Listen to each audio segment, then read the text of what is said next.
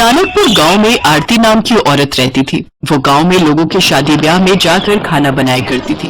आरती की 13 साल की बेटी शालू थी। आरती अपनी बेटी को पढ़ा लिखा कर कुछ बड़ा बनके देखना चाहती थी, इसलिए वो दिन रात मेहनत किया करती थी। एक रोज आ गई माँ तुम? हाँ शालू, लेकिन आजकल शादियां नहीं है तो कहीं भी कोई काम ही नहीं मिला। कोई बात नहीं माँ, आप हाफ रही हो, पहले बैठ जाओ और थोड़ा आराम कर लो। सुबह की निकली हुई हो, अब थक गई होंगी, मैं आपके लिए पानी लेकर आती हूँ। पानी पिलाने के बाद शालू रसोई में जाती है और खाने की प्लेट लेकर बाहर आती है। भूल जाओगे सारे गम जब खाओगे शालू के हाथों के अंडा चावल। खाना देख आरती गुस्से में आ जाती है। क्या चाहती है तू शालू? इस घर में एक और नौकर? मैं पैसे जोड़ती हूँ कि तुझे ग्रेजुएट बना सकूं, लेकिन एक तू है कि जिसके हाथों से करछी बेलन छूटने का नाम ही नहीं ले रहा। क्या हुआ माँ? तुझसे कितनी बार कहा है कि तू बस अपनी पढ़ाई पर ध्यान दे, घर के ये सब काम रहने दिया कर। सॉरी माँ, मुझे लगा आप थकी होंगी तो आज मैं ही खाना बनाकर रख दूं। मेरी बच्ची अपनी माँ का कितना ख्याल रखती है। चल अब जल्दी से खाना खा लेते हैं। अगली सुबह आरती शालू से कहती है, अरे शालू, आज तुम्हारे स्कूल की छुट्टी है ना, तो तुम घर पर ही रहना और घर का ख्याल रखना। ठीक है माँ, लेकिन तुम कहाँ जा रही हो? आज फिर काम ढूंढने जाती हूँ, शायद कहीं खाना बनाने का कोई काम मिल जाए। ये कहकर आरती काम की तलाश में निकल जाती है। ये सब क्या हो रहा है और क्यों? अब बस बहुत हुआ। जरूरी नहीं कि पढ़ लिख कर ही बड़ा आदमी बना जाए। अब मैं अपना खाना बनाने के शौक को ही अपना काम बनाऊंगी और खूब नाम कमाऊंगी। मेरी मजबूरी ही मुझे मुकम्मल करेगी। शाम को जब आरती फिर खाली हाथ घर आती है तो शालू अपनी माँ से कहती है, माँ, आपने जो मेरी शादी के लिए थोड़े पैसे जोड़कर रखे हैं, क्यों ना हम उन पैसों से एक ढाबा शुरू करें? आप भी कब तक क्यों लोगों के घरों में जाकर खाना बनाने का काम करती रहेंगी? जो मेहनत हम दूसरों के लिए करते हैं वो मेहनत हम क्यों ना खुद के लिए करें? हम दोनों मिलकर उसको एक मुकाम तक लेकर जाएंगे। एक छोटी सी दुकान को बड़े से होटल में बदलना है मुझे। ना बाबा ना, लोग क्या कहेंगे कि बेटी के पैसों को खाकर ढाबा खोला इसने। मैं तो कहीं मुंह दिखाने लायक नहीं रहूंगी, और गांव में तो वैसे भी 2 ढाबे वाले हैं ही, फिर लोग अपने ढाबे पर ही क्यों आएंगे? माँ, तू समाज और लोगों के बारे में कितना सोचती है। लोग हमें खाने को नहीं दे रहे हैं, और रही उन 2 ढाबों की बात, तो उनको दाल चावल के अलावा बनाने ही क्या आता है? हम अपने हाथों के हुनर से इतना लाजवाब और स्वादिष्ट खाना बनाएंगे कि सबका मन जीत लेंगे, और फिर तुम देखना सब ग्राहक अपने ही ढाबे पर आएंगे खाने। हाँ हाँ ठीक है, पर तू साथ में अपनी पढ़ाई पर भी ध्यान देना। आरती शालू की शादी के लिए जमा रुपयों से एक ढाबा खरीद लेती है। शालू बेटा, हम लोगों ने अपनी जमा पूंजी लगाकर ये ढाबा खरीद तो लिया, पर अब हम इसमें ऐसा क्या बनाकर बेचेंगे कि हमारे ग्राहक बन जाए? माँ, अंडा चावल, और क्या? प्रोटीन से भरा अंडा चावल सबको गर्म रखेगा, और साथ में रायता और गुलाब जामुन बिल्कुल मुफ्त। शालू और आरती सब ग्राहकों को अंडा चावल के साथ पीने के लिए बूंदी रायता और मीठे में गुलाब जामुन परोसती हैं। सबको उनके हाथ का खाना बहुत पसंद आता है, और वो भी इतने कम दाम में। सच में शालू बेटा, तेरे हाथों में तो साक्षात माँ अन्नपूर्णा का वास है। भाई वाह, क्या स्वाद है तेरे हाथों में, वाह। हाँ आरती बहन, तू तो बड़ी ही भाग्यशाली है जो इतनी होनहार बेटी तुझे मिली है। धीरे धीरे गांव भर में उनका ढाबा बहुत मशहूर हो जाता है, और उनके यहाँ ग्राहकों की भीड़ लगनी शुरू हो जाती है। शालू और आरती की दुकान अब काफी अच्छे से चलने लग जाती है, जिससे दूसरे ढाबे वाले उससे जलने लगते हैं। उसकी सफलता देख बगल के ढाबे वाला मंगतराम कहता है, इन माँ बेटी ने मिलकर हमारे काम की बात लगा रखी है। लगता है इन दोनों को मजा चखाना ही पड़ेगा। अगले दिन मंगतराम ने अपने 2 गुंडों जग्गू और कालू को शालू के ढाबे पर भेज दिया, जहां पहुंचकर वो दोनों शालू की माँ आरती से बदतमीजी करने लगते हैं और कहते हैं, अरे सुनो छमिया है, अगर तूने जल्द से जल्द इस ढाबे को बंद नहीं किया ना तो इसका अंजाम बहुत बुरा होगा बे। ये सब क्या बेकार की हरकत है? मालिक का कहना है कि ये ढाबा तुम जल्द बंद कर दो, समझे? नहीं तो आगे का अंजाम तो तुम दोनों जानते ही हो।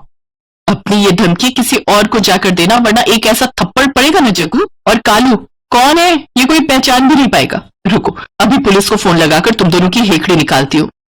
चल चल कालू, ये लड़की नहीं सचमुच में आफत की पुड़िया है। क्यों तू इन गुंडों से उलझती है? अगर इन्हें इनकी सही जगह ना दिखाओ ना माँ, तो ये सिर पर चढ़ जाते हैं। जग्गू और कालू ये सारी बात जाकर मंगतराम को बताते हैं, पर मंगतराम आखिर कहाँ शांत बैठने वाला था। उसे एक चाल सूझती है और वो कुछ अंडे के आकार के पत्थर लेता है और इन्हें सफेद रंग से पेंट कर देता है। और फिर आधी रात को जाकर शालू के ढाबे में अंडों की जगह उन्हें रख देता है।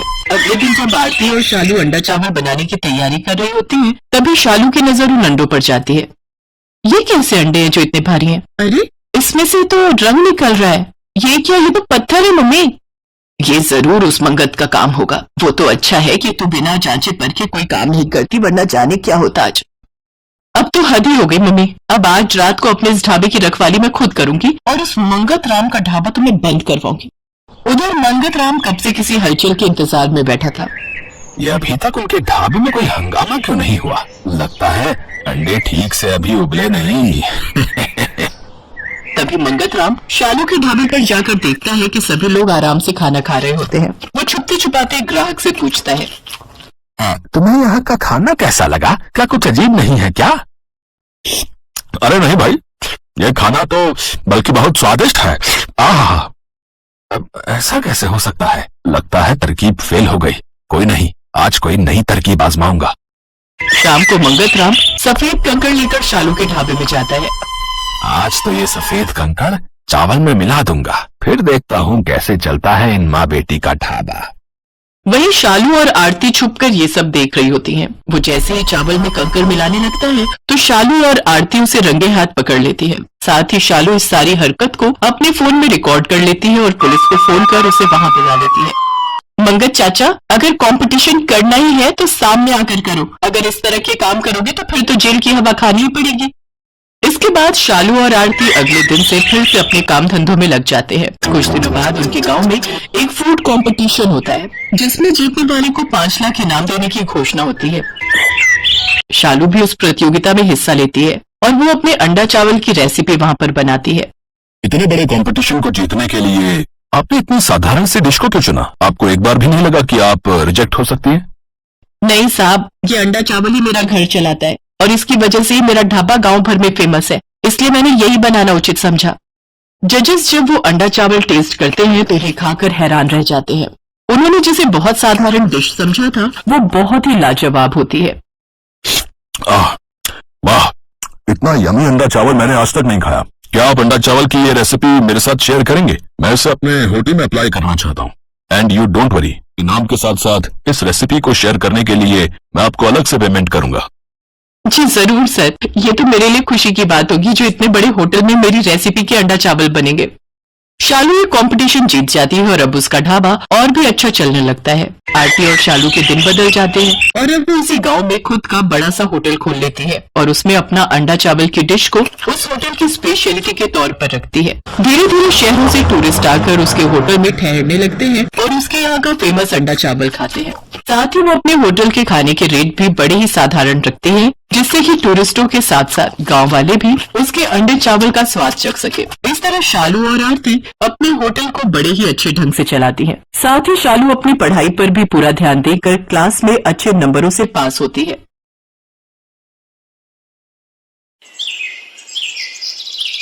मान्या एक बड़े होटल में शेफ थी और बहुत ही बढ़िया बढ़िया तरह के खाने बनाने में माहिर थी। होटल वाले भी मान्या के काम को बहुत पसंद करते थे। मान्या, तुम्हारी बनाई रेसिपी हमारे कस्टमर्स को बहुत पसंद आ रही है। तुम ऐसे ही नई नई डिश ट्राई करती रहा करो। बाकी ये लो तुम्हारी इस महीने की तनख्वाह। Thank you sir. आज सैलरी मिली है, क्यों ना माँ के लिए एक नई शॉल खरीद लूं। ठंड का मौसम भी आने वाला है और राहुल भी बहुत समय से नया बैट खरीदने के लिए कह रहा था। उसका जन्मदिन भी आने वाला है, उसके लिए एक बैट खरीद लेती हूँ। मान्या अपनी माँ के लिए शॉल और अपने छोटे भाई के लिए एक बैट खरीद कर घर पहुंचती है। अरे वाह दीदी, नया बैट! आज मैं इसी बैट से क्रिकेट खेलूंगा। मान्या बेटा, तुझे सैलरी मिलती है, तू हमारे लिए इतना कुछ ले आती है, अपने लिए भी कभी कुछ खरीद लिया कर बेटा। माँ, आप दोनों के लिए खरीद लेती हूँ तो समझो मुझे उसी में दुनिया की खुशी मिल जाती है। मान्या सबके बारे में कितना सोचती है। हे भगवान, मेरी बच्ची को सदैव सफलता मिलती रहे। आपका आशीर्वाद मेरी बच्ची पर सदैव बना रहे। मेरी बच्ची ने बचपन में बहुत दुख देखे हैं। अपने पिता के जाने के बाद सारी जिम्मेदारी इसी ने संभाली। मान्या इसी तरह से मेहनत से होटल में काम कर रही थी। मोनिका नाम की एक लड़की भी उसी होटल में वेटर की नौकरी करती थी। वो भी मान्या के बनाए खाने की बहुत तारीफ करती थी। मान्या यार, बहुत दिनों से तुम्हारे हाथ की पाव भाजी नहीं खाई। अरे तो कल छुट्टी है, कल मैं तेरे लिए स्पेशल पाव भाजी बनाऊंगी, तू कल घर आ जा। चल पक्का, कल शाम की पार्टी तेरे घर। अच्छा तुझे पता है, होटल में पूर्वी नाम की एक नई लड़की आई है। इससे पहले वो विदेश के किसी बड़े होटल में शेफ की नौकरी करती थी। बड़ी मॉडर्न टाइप की है। पता नहीं कितने लोग यहाँ पर शेफ की नौकरी के लिए आते हैं। आने दो, कोई बात नहीं, वो भी हमारी तरह ही काम के लिए आई होगी। वो तो बात ठीक है, पर मैनेजर साहब भी उसकी बहुत तारीफ कर रहे थे। विदेश के होटल में पहले काम किया हुआ है, इसीलिए वो ज्यादा ही इतराकर बात कर रही है। मोनिका अभी मान्या से बात कर ही रही थी, तभी होटल का मालिक एक लड़की को लेकर आता है। मान्या, ये पूर्वी है। आज से ये तुम्हारे साथ ही शेफ का काम करेगी। पूर्वी, तुम एक बार होटल की रसोई देख लो, कोई कमी लगे तो बता देना। और मैं जानता हूं तुमने तो पहले ही इतने बड़े होटल में शेफ की नौकरी की हुई है, तो तुम्हें समझाने की जरूरत नहीं पड़ेगी। तुम्हें तो पता ही होगा कि कस्टमर्स किस तरह का खाना पसंद करते हैं। आप चिंता मत कीजिए सर, अब मैं आपके होटल में आ गई हूँ ना, अब देखना आपके होटल में कस्टमर्स की भीड़ लगी रही। पूर्वी मान्या के साथ काम पर लग जाती है, पर पूर्वी बहुत ही चालाक लड़की थी। सारा काम मान्या करती थी, पर जैसे ही मैनेजर सामने पड़ता, पूर्वी झट से काम का दिखावा करने लगती। पूर्वी काम को लेकर अक्सर लापरवाही दिखाती थी। ऐसे ही एक दिन, पूर्वी ये ऑर्डर रेडी करना है और ध्यान रहे ये खाना बिना मिर्ची का बनाना है। एक सेकंड, मेरा जरूरी कॉल आ रहा है, बाकी तुम चिंता मत करो, मैं ध्यान रखूंगी। अरे मान्या, जरा ये 2 ऑर्डर रेडी करने हैं, मिर्ची ज्यादा रखना, मैं जरा एक कॉल अटेंड करके आ रही हूँ। खाने में मिर्च होने से और वो भी ज्यादा मिर्च खाकर कस्टमर्स गुस्से में आ जाते हैं। ये इतनी बड़ी गलती कैसे हुई मोनिका? मैंने तुम्हें कहा था कि इस ऑर्डर में मिर्ची नहीं डालनी है। सर मैंने तो पूर्वी को बोल दिया था, पर उसने ऐसी गलती क्यों की मुझे नहीं पता। सर आपको पता है, मेरे एक विदेशी फ्रेंड हमारे होटल में मेहमान बनकर आ रहे हैं, इसलिए मैं उनसे फोन पर बात कर रही थी। मैंने मान्या को बोल दिया था इस खाने में मिर्च नहीं डालनी है, फिर उसने मेरी बात को अनसुना कैसे कर दिया मुझे नहीं पता। मान्या, मैं तुम्हें अभी इसी वक्त नौकरी से निकाल रहा हूँ, कल से आने की कोई जरूरत नहीं है। सर जहाँ झूठ पर विश्वास किया जाता हो, वहाँ मैं खुद नौकरी नहीं करना चाहती। Thank you.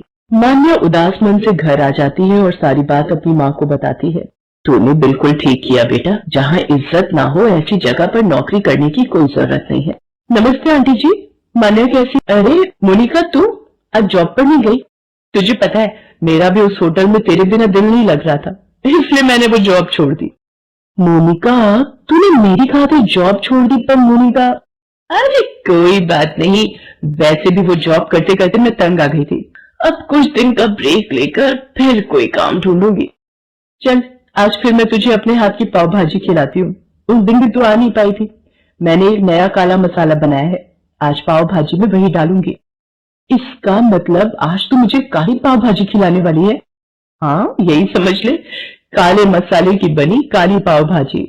मान्या, काली पाव भाजी तो बहुत ही स्वादिष्ट बनी है। मान्या तो सचमुच बेस्ट शेफ है। इस पाव भाजी को खाकर मेरे दिमाग में एक आइडिया आया है, क्यों ना तू काली पाव भाजी का ठेला शुरू कर दे। क्यों ना दोनों मिलकर शुरू करते, आधे पैसे मैं लगाऊंगी, बाकी के आधे पैसे तू लगा ले, दोनों पार्टनरशिप में काम करेंगे। क्यों आंटी जी, सही कह रही हो ना? आइडिया तो अच्छा है। मान्या तुम बताओ बेटा। माँ अगर आप दोनों को ये सही लग रहा है तो ठीक है। मोनिका, हम दोनों मिलकर काली पाव भाजी का ठेला शुरू करते हैं। मान्या और मोनिका दोनों मिलकर काली पाव भाजी का ठेला लगा लेते हैं। मान्या के हाथों की बनी काली पाव भाजी लोगों को बहुत पसंद आ रही थी। धीरे धीरे उनके ठेले पर भीड़ बढ़ती जाती है और मान्या और मोनिका की काली पाव भाजी सोशल मीडिया पर फेमस हो जाती है। मान्या, तेरे हाथों में जादू है, आज देख हमारे ठेले पर कितनी दूर दूर से लोग काली पाव भाजी खाने के लिए आने लगे हैं। ये देख हमारे ठेले की काली पाव भाजी के सोशल मीडिया पर कितने वीडियोस बने हैं। मोनिका, ये सब तेरे कारण ही संभव हो पाया है। तू अगर मुझे हिम्मत ना देती तो मैं तो बिल्कुल निराश हो गई थी। मान्या, ये तेरा हुनर है जो तुझे यहाँ तक लाया है। अच्छा सुन, मैंने वो तुझे बताया था ना, होटल खोलने के लिए एक अच्छी जगह मिल गई है, आज ही देखने चलते हैं। मान्या के खाना बनाने का हुनर और मोनिका की दोस्ती दोनों जब आपस में मिल गए तो उन दोनों ने अपने काम में सफलता हासिल की और कुछ समय बाद उन्होंने अच्छे पैसे कमाकर एक बड़ा होटल खोल लिया, जिसमें सबसे स्पेशल डिश थी काली पाव भाजी। Thanks for watching.